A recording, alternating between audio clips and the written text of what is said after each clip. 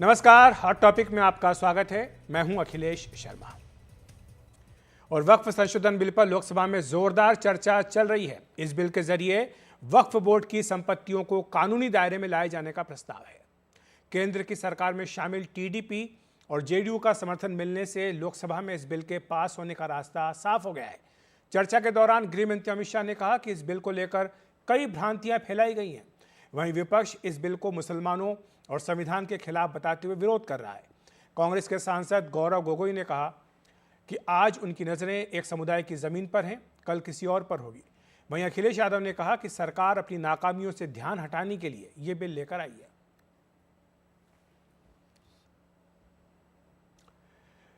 तो एक तरफ मुझे बताया गया कि इकरा हसैन इस वक्त बोल रही हैं, आइए सुन लेते हैं।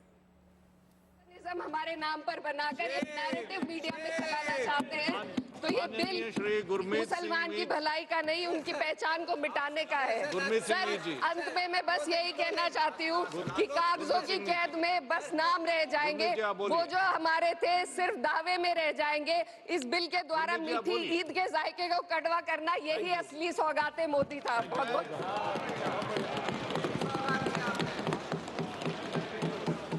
बहुत इकरा हसन को, जो कि विरोध कर रही हैं इस बिल का। तो एक तरफ सरकार की दलीलें हैं, तो वहीं दूसरी ओर विपक्ष की भी अपनी ओर से दलीलें हैं।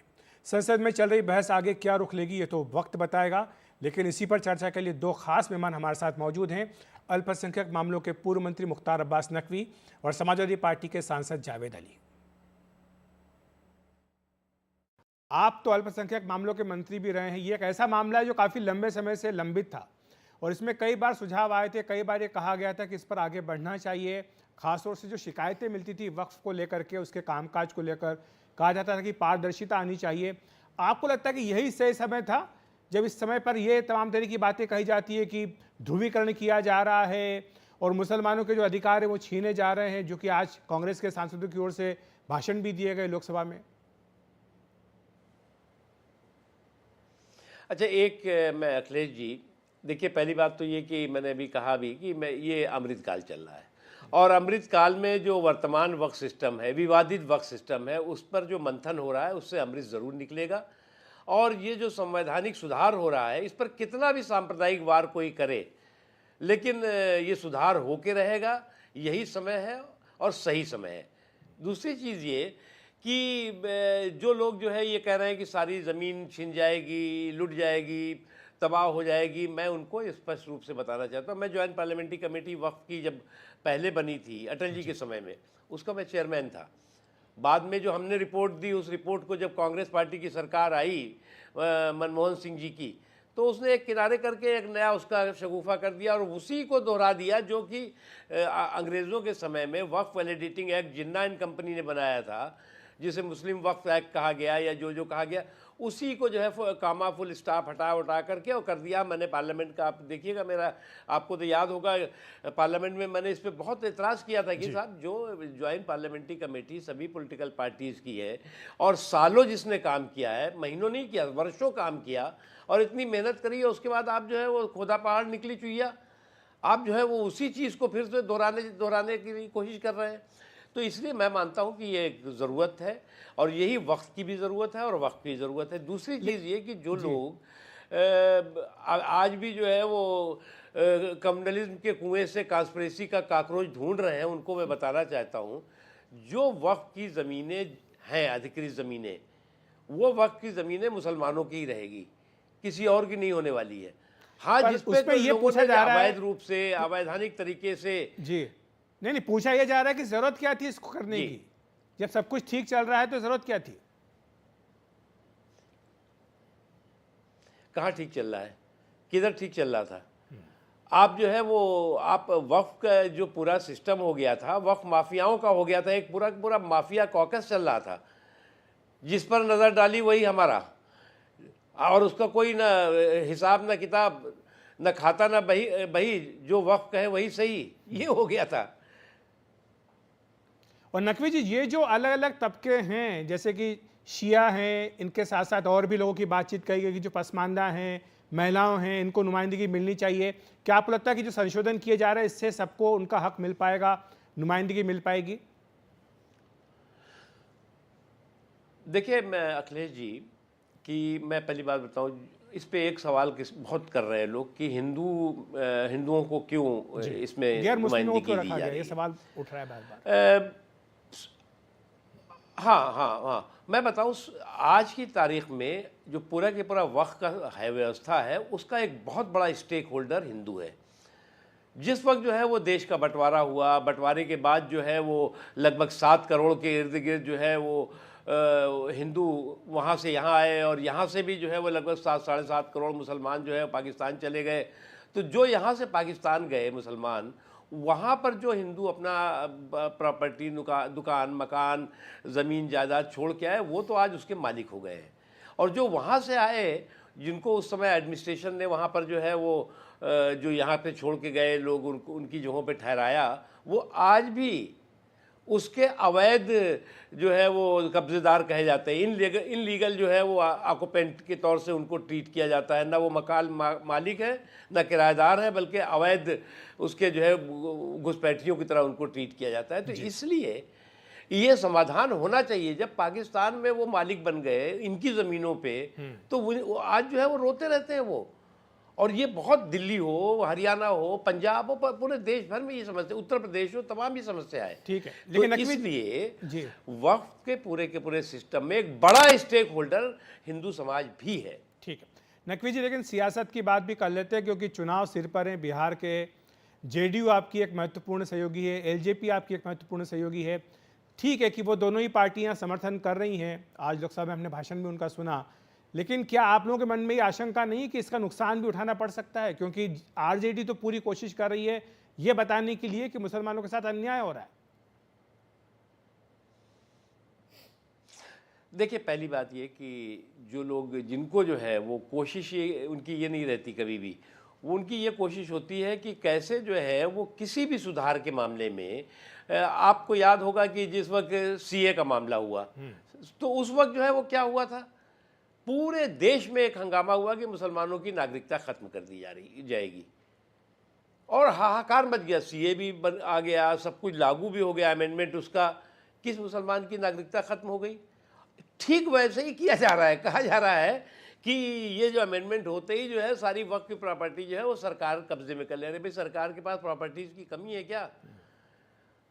तो इसलिए जो है मुझे क्या लगता है कि ये भय और भ्रम का जो भौकाल जिन लोगों ने खड़ा किया है, उसके पीछे उनकी मकसद और मंशा एक ही है कि किस तरह से जो है वो आप जो इस संवैधानिक सुधार है उसमें सांप्रदायिक वार करके इस समावेशी और संवैधानिक सुधार को आप जो है वो हाईजैक करो। लेकिन मेरा ये पूरा विश्वास है कि ना हम सफ़र न किसी हम नशी से निकलेगा, हमारे पाँव का कांटा हम ही से निकलेगा। इसलिए ये जो है वो पार्लियामेंट का ही एक्ट है और पार्लियामेंट से ही करेक्ट होगा। ये कोई आसमानी किताब नहीं है कि जिसे कि आप जो है वो न रिव्यू कर सकते हैं, न रिफॉर्म कर सकते हैं। टचमी नाट बनाने की कोशिश जो हो रही है वो लोगों को गुमराह करने की कोशिश है। और जाते जाते नकवी जी आपसे यही जानना चाहेंगे कि जो मुस्लिम समाज है, क्या उस तक आउटरीच होगी? क्या उनको बताया जाएगा जो बात आपने कही कि सीए के वक्त पर ये हुआ था, कहा गया था कि नागरिकता चली जाएगी, लेकिन आज तक किसी की नागरिकता नहीं गई? क्या वक्फ के मसले पर भी होगा? क्योंकि हमने देखा ईद के दिन जिस तरह से काला रिबन बांध करके नमाज पढ़ी गई, एक तरह से पूरे देश में विरोध जताने का प्रयास किया गया। क्या संदेश नहीं जाना चाहिए साफ साफ, सीधे सीधे, जो भी आशंकाएं मन में उनको दूर नहीं करना चाहिए? देखिए क्या है, जो जिन्हें जो है वो काली पट्टी बांध करके, गोरी पट्टी बांध करके हंगामा करना है, हड़बंग करना है, वो करते रहेंगे। जहाँ तक सवाल है कि जो मैं आपको बताऊं, आपके अखिलेश जी इस कार्यक्रम के एनडीटीवी के माध्यम से मुसलमानों को ये बताना चाहता हूं कि जो ये वक्फ का सुधार हो रहा है, इससे सबसे ज़्यादा फ़ायदा किसको होने वाला है? खुद मुसलमानों को होने वाला है। सर पे उनके तलवार लटकी रहती थी, आप जाके अगर पूछिए, क्योंकि अब ये बात सही है कि मुस्लिम समाज पर जो कुछ धार्मिक लोग हैं वो हावी रहते हैं, वो अपने हिसाब से डिक्टेट करते हैं, फतवेबाजी करते हैं, तो लोग बोलते नहीं। लेकिन फैक्ट यही है कि वो खुद परेशान है, सबसे ज़्यादा परेशानी उनको होती है। इसलिए इस सुधार का फ़ायदा समाज के सभी वर्गों को होगा, और ख़ास तौर से जो वक्फ के प्रति अविश्वास का माहौल है, एक तरह से घृणा का माहौल बन गया है, वो करेक्ट होगा, ठीक होगा। और मुझे लगता है कि कांग्रेस पार्टी या कोई भी पार्टी इसको जो है वो सेकुलरिज्म का ये मुद्दा क्या है भाई, ऐसे कौन धर्मनिरपेक्षता खतरे में आ जा रही है। अरे आप जो है वो असंवैधानिक उद्दंडता और अराजकता करोगे, अराजकता करके आप अपने आप को सेकुलर बताने लगोगे। अगर वो संवैधानिक प्रतिबद्धता के फ्रेमवर्क में कोई व्यवस्था आएगी तो आप कहोगे ये कम्युनल हो गया। तो अजीब है आपका डेफिनेशन ऑफ कम्युनलिज्म और सेकुलरिज्म की। बहुत बहुत शुक्रिया आपका नकवी जी, हमारे साथ जुड़ने के लिए, विस्तार से अपनी बात रखने के लिए। बाकी खबरों के लिए चल तो एक तरफ जहां पर सरकार का पक्ष है, मुख्तार अब्बास नकवी को आपने सुना, साफ तौर पर कह रहे हैं कि जो आशंकाएं हैं या जो भ्रम फैलाने की कोशिश विपक्ष कर रहा है वो नाजायज़ है, ठीक नहीं है। और दूसरी ओर विपक्ष क्या कह रहा है, विपक्ष क्या चाहता है, विपक्ष क्यों इस बात का विरोध कर रहा है, इसी पर चर्चा करने के लिए हमारे साथ समाजवादी पार्टी के सांसद जावेद साहब हैं। जावेद जी, शुक्रिया आपका जुड़ने के लिए। आपसे ये समझना चाहेंगे, आज हमने सबके भाषण सुने, विपक्ष के खास तौर पर जो विरोध था वो साफ तौर पर दिखाई दे रहा है, क्या मुख्य कारण इसके चलते इसका बिल का विरोध किया जा रहा है? वक्फ के संबंध में जो ये संशोधन विधेयक सरकार लेकर के आई है, इस विधेयक के जरिए ये स्पष्ट हो गया है कि सरकार की मंशा या नीयत ठीक नहीं है। भारत एक ऐसा देश है जिसके अंदर सभी धर्मों के मानने वाले लोग रहते हैं और भारत का संविधान और उसका आर्टिकल 26 इस बात की आज़ादी देता है कि सारे धार्मिक समुदायों के लोग अपने अपने धर्मों के संचालन के लिए उनकी कोई समिति बना सकते हैं, संस्था बना सकते हैं और अपना धार्मिक काम उसके ज़रिए वो कर सकते हैं। तो ये सीधा सीधा हस्तक्षेप है भारतीय जनता पार्टी की तरफ से, और सेकुलर देश के अंदर सरकार का हस्तक्षेप धर्म के एक्सक्लूसिवली जो रिलीजियस अफेयर्स हैं उनके अंदर हस्तक्षेप नहीं होना चाहिए सरकार का। तो इसलिए हम लोग इसका सैद्धांतिक रूप से विरोध कर रहे हैं। लेकिन एक बात जो बार बार कही जा रही है कि ये कानून इसलिए लाया जा रहा है जिससे कि मुसलमानों की जो संपत्ति है उस पर कब्जा कर लिया जाएगा। सरकार का कहना है कि ऐसा बिल्कुल भी नहीं है, कतई ऐसा नहीं है, और ये जानबूझ करके अफवाहें फैलाई जा रही हैं। देखिए, जब भी वक्फ की संपत्तियों का जिक्र करते हैं या वक्फ के बिल का जिक्र करते हैं तो भारतीय जनता पार्टी के नेता और उनके मंत्रियों का पहला वाक्य ही ये होता है कि डिफेंस और रेलवे के बाद सबसे ज़्यादा संपत्ति वक्फ के पास है। ये वो पहले ही इंगित कर देते हैं कि संपत्ति पर ज़्यादा फोकस करते हैं। जब ये कह रहे हैं कि वक्फ का बिल पास होने के बाद ही यदि पास हो जाता है तो 6 महीने के अंदर जिन संपत्तियों को रजिस्ट्रेशन कराना है वो अपना करा लें, वक्फ के अंदर आ जाएं। अच्छा, मान लीजिए जब सबसे ज़्यादा संपत्तियां वक्फ के पास हैं डिफेंस और उसके रेलवे के बाद, तो इतनी संपत्तियां कहाँ हैं, अनरजिस्टर्ड भी हैं, तो कोई ज़रूरी है 6 महीने में ही वो रजिस्ट्रेशन हो जाएगा। अब 6 महीने के बाद वो संपत्तियां बचेंगी तो वो कहाँ जाएंगी? सरकार जाहिर है उस पर कब्जा करेगी। तो ये तो सरकार की पूरी मंशा ये है कि वक्फ की संपत्तियों को खुर्द-बुर्द किया जाए और उन पर कब्जा किया जाए। हमारे उत्तर प्रदेश के मुख्यमंत्री जी का बयान है और जेपीसी के सामने जो उत्तर प्रदेश सरकार के प्रतिनिधि आए, जो सेक्रेटरी लेवल के अधिकारी, उन्होंने कहा कि वक्फ के कब्जे में 78% संपत्तियां ऐसी हैं वक्फ की जो सरकारी हैं। अब जब वो ये मान करके चल ही रहे हैं कि वक्फ के अंदर 78% संपत्ति जो है वो सरकारी है, ज़मीनें सरकारी हैं, तो वो क्या करेंगे? मतलब ये वक्फ बोर्ड को देने के लिए ये बात कह रहे हैं या वक्फ बोर्ड से लेने के लिए ये बात कह रहे हैं? तो सीधा राजस्थान के अंदर 80% बता रही है राजस्थान की सरकार कि वक्फ के कब्जे में जो संपत्तियां हैं या वक्फ की जो संपत्तियां उसमें 80% सरकारी हैं। तो ये क्या करेंगे इसका? इनका सीधा मकसद है कि ये ज़मीनों पर फोकस कर रहे हैं और ज़मीन जो है भारतीय जनता पार्टी के नेताओं का और इस सरकार का बड़ा प्रिय विषय रहा है।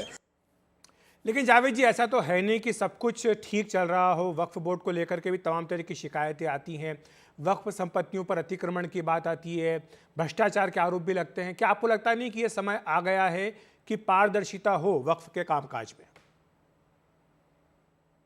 नहीं, किसी भी संस्था का संचालन पारदर्शी रूप से होना चाहिए, लेकिन इससे पारदर्शिता नहीं आएगी। आप एक ट्राइब्यूनल के अधिकारों को इतना सीमित कर रहे हैं कि उसमें ब्यूरोक्रेसी के अधिकार ज़्यादा हो जाएंगे, ट्राइब्यूनल के अधिकार कम हो जाएंगे। ये कोई पारदर्शिता का लक्षण मेरे ख्याल से नहीं है। तो इस तरीके के जो इसमें अमेंडमेंट सरकार करने जा रही है कि सर्वेयर की जगह पर वो जिला अधिकारी को नियुक्त करना चाहते हैं। सर्वेयर रिपोर्ट देता था और वक्फ बोर्ड जो था डिस्कशन के बाद उस रिपोर्ट का अवलोकन करने के बाद निर्णय लेता था। अब जिलाधिकारी जो लिख देगा वो बिल्कुल फुल एंड फाइनल होगा। तो जिलाधिकारी का फुल एंड फाइनल होगा। जॉइंट सेक्रेटरी जो है वो ट्राइब्यूनल के फैसले को ओवर रूल कर देगा। तो इस तरीके से ये पारदर्शिता नहीं है, बल्कि इसे और पर्दे के अंदर रख करके ये गड़बड़ियां करना चाहते हैं। पारदर्शिता का तो बहाना बना रहे हैं। लेकिन जावेद जी, विरोध तो अपनी जगह पर है कि विरोध तो खैर होता है, लेकिन सरकार का यह कहना है कि इस बिल को लेकर के भ्रम फैलाया जा रहा है, यह भड़काया जा रहा है मुसलमानों को कि उनके जो अधिकार हैं वो छीन लिए जाएंगे, ठीक वैसे जैसे कि सीए के टाइम पर यह कहा गया था कि नागरिकता चली जाएगी, लेकिन आज तक किसी एक की भी नागरिकता नहीं गई है। देखिए, भड़काने का काम तो हमारे उत्तर प्रदेश में, और मैं तो उस जगह से आता हूँ संभल से, जहाँ उत्तर प्रदेश की सरकार, उत्तर प्रदेश के मुख्यमंत्री, उत्तर प्रदेश के उप मुख्यमंत्री, उत्तर प्रदेश के मंत्री और उत्तर प्रदेश के अंदर जो अधिकारी हैं वो लगातार भड़काने का काम कर रहे हैं। और जो भड़काता है उसे हमारे यहाँ मुख्यमंत्री जी की जो है पुष्टपनाही भी मिलती है, उसकी प्रशंसा भी, सराहना भी मुख्यमंत्री जी के यहाँ से होती है भड़काने वालों की। लेकिन उत्तर प्रदेश में मुसलमान जो हैं वो भड़कने वाले नहीं हैं किसी भी कीमत पे। जो भी तरीके हैं उन्हें संवैधानिक तरीके से, हम लोग अगर हमारे कहीं एतराज़ात हैं तो उसका वो विरोध करेंगे। पार्लियामेंट के अंदर अगर सफल नहीं हो पाता है विपक्ष तो फिर मुसलमान कम्युनिटी जो है वो कोर्ट का रास्ता अख्तियार करेगी, और वरना फिर आगे उस वक्त का इंतज़ार करेगी जब कभी उनके हिसाब की सरकार, उनकी पक्षधर सरकार केंद्र में होगी। तो आप उत्तर प्रदेश का इशारा कर रहे हैं, हम उत्तर प्रदेश से ही सवाल पूछ लेते हैं, उत्तर प्रदेश के बारे में सवाल पूछ लेते हैं। वहाँ पर आपके हिसाब से ये मुद्दा कितना प्रभावी होगा, किस तरह से इस मुद्दे को आप लोग लेकर जाएंगे जनता के बीच?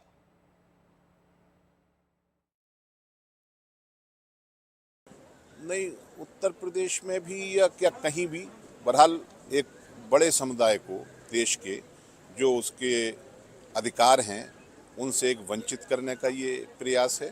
तो इसका असर तो हर जगह पड़ेगा और उस समुदाय के लोगों में एक मायूसी पैदा होगी और उसको ये लगेगा कि हमें जो है सरकार जो है हमारे साथ अन्याय कर रही है, ये फ़र्क पड़ेगा। बाकी भारतीय जनता पार्टी को शायद लग रहा है कि वो मुसलमानों की चूड़ी टाइट करेंगे तो हिंदू सांप्रदायिकता के सहारे वो अपनी नैया पार फिर लगा लेंगे। लेकिन इस बार उत्तर प्रदेश के अंदर 2024 के पार्लियामेंट के इलेक्शंस का जो रिजल्ट है वही इस बार रिपीट होने वाला है 27 में। बहुत बहुत शुक्रिया आपका जावेद अली खान साहब, हमारे साथ जुड़ने के लिए, विस्तार से अपनी बात रखने के लिए।